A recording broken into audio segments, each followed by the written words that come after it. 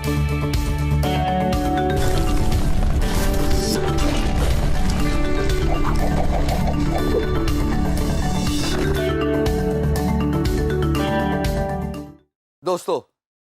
ڈسپوائنٹمنٹس، failure, fear of losing, یہ تو ہمیشہ سے انسان کا کریکٹرسٹک ٹریڈ رہا ہے، بیکاز ہم بائی ڈیفالٹ کمزور ہوتے ہیں، بٹ یہ ہماری مینٹل اسٹرینتھ ہے جو ہمیں طاقتور بناتی ہے، کسی بھی سچویشن کو کوپ کرنے میں مدد دیتی ہے، کسی بھی خطرناک سے خطرناک ٹانٹنگ سے ٹانٹنگ سچویشن کو ہینڈل کرنے کی ابیلٹی دیتی ہے اگر ہمارے اندر مینٹل اسٹرینتھ ہے۔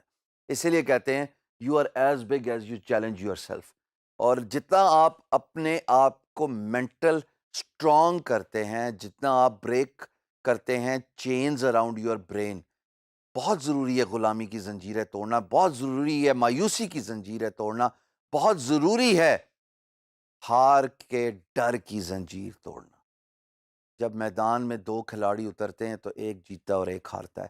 ایک ہارنے والا اگر یہ سوچ لے کہ میں ساری عمر نہیں جیت سکتا تو وہ ساری عمر نہیں جیت سکتا، اور اگر ایک ہارنے والا یہ سوچ لے کہ میں نے انالائز کر لیا اپنی غلطیوں کو اور میں جا کے لڑوں گا اور اس دفعہ ناک آؤٹ کروں گا، وہ ناک آؤٹ کرتا ہی کرتا ہے۔ یہاں پہ میں آپ کو ایک اگزامپل دینا چاہوں گا، کوشش کرتا ہوں 2 منٹ کے اندر پوری کروں، غور سے سنیے گا دوستو۔ یہ بات ہے 1936 اولمپکس کی۔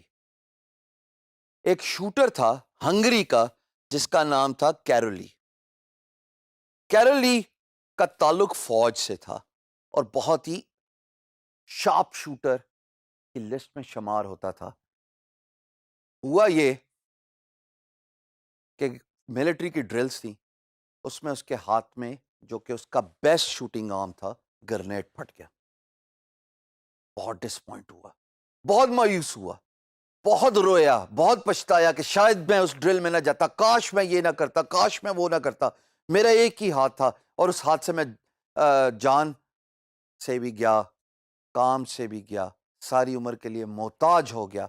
اب میں فوج سے بھی نکالا جاؤں گا، اب میں اپنا خواب یعنی کہ اولمپکس میں گولڈ میڈل جیتنا وہ بھی پورا نہیں کر پاؤں گا۔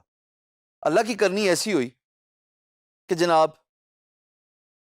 اولمپکس پوسٹ پون ہو گئے because of world war. Same went for 1940، postpone ہو گئے۔ اس سارے پروسیس میں جب 1944 کی اولمپکس کا وقت آیا تو کیرولی ٹریننگ کیمپ میں آ پہنچا۔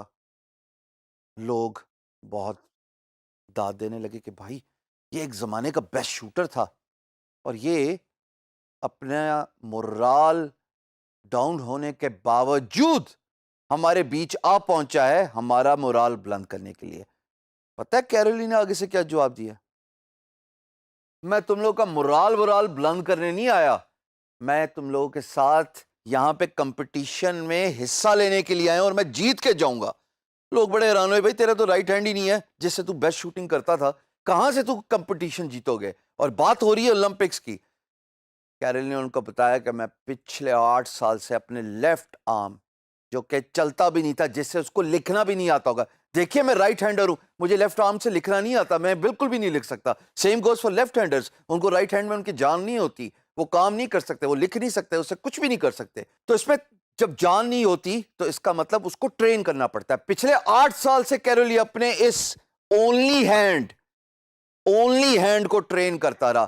44 کی اولمپکس ہوئی، گولڈ میڈل جیتا۔ 48 کی اولمپکس ہوئی 4 سال بعد، گولڈ میڈل جیتا۔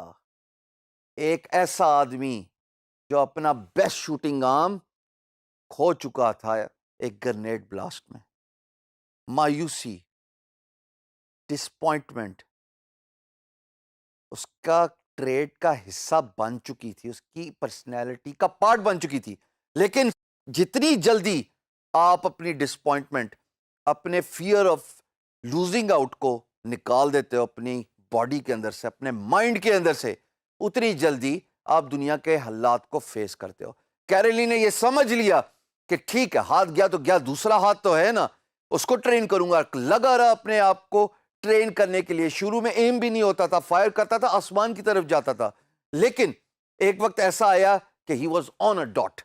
یعنی کہ جو جیسے آپ دیکھ رہے ہو یہ جو ہمارا مارک ہوتا ہے جس پہ شوٹنگ کرتے ہیں, اس کے سینٹر پہ ڈاٹ پہ کیلوری 80% ہٹ کر رہا تھا. ارے یہ کیسے ہوا؟ اس کو کہتے ہیں مینٹل اسٹرینتھنس. تھنک انآرتھوڈاکس جو اس ٹاپک کا موضوع ہے جس پہ میں بات کرنا چاہتا ہوں. اگر کوئی چیز آپ کے لیے کام نہیں کری تو آپ کیوں لکیر کے فقیر بن گئے ہیں؟ کبھی آپ نے غور کیا ہے کہ مکھی اگر گاڑی کے اندر بند ہو جائے تو وہ فرنٹ سکرین پہ ٹکرے مارتی ہے, اور وہ تب تک ٹکرے مارتی ہے جب تک وہ بے ہوش نہیں ہو جاتی. ڈونٹ بی دیٹ مکھی. اس مکھی کو فالو نہ کیجئے. اگر وہ مکھی بھی تھوڑی دیر کے لیے رائٹ اور لیفٹ دیکھے, اپنی سچویشن اینالائز کرے, تو اس کو زندگی فرار ہونے کا راستہ نظر آ جائے. کہ سائیڈ ونڈوز کبھی نہ کبھی تو کھلتی ہے نا, بٹ انسٹیڈ چونکہ عقل نہیں ہوتی اور ایک ہی طریقے پہ سوچی جا رہا ہے اور وہ کام نہیں کر رہا پھر بھی سوچی جا رہا ہے, مکھی امپیکٹ مارتی رہتی ہے فرنٹ سکرین پہ جب تک کہ وہ بے ہوش نہیں ہوتی یا پھر جان سے نہیں جاتی. حالات ہمیشہ سازگار نہیں ہوتے دوستو. ہمیں انآرتھوڈاکس, ہمیں آؤٹ آف باکس رہ کے سوچنا پڑتا ہے. زندگی میں ہمیشہ وہی کامیاب رہا ہے جو سچویشن کے حساب سے پلان چینج کرتا ہے. اگر لکھے ہوئے اسکرپٹ کے حساب سے اپنا کورس آف ایکشن کرو گے, اپنا کام کرو گے, اپنا کھیل کھیلو گے, فری لینسنگ کرو گے, یقین جانو اسکرپٹ زیادہ دیر نہیں چلتا. سچویشن کے حساب سے سوچنا ہے. انآرتھوڈاکس.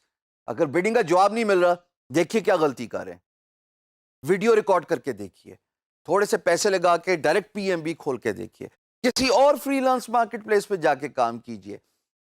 ڈفرنٹ طریقے جو میں آپ کو بتا کے آیا ہوں ان کو آزمائیے, بٹ شرط یہ ہے آزمائیے.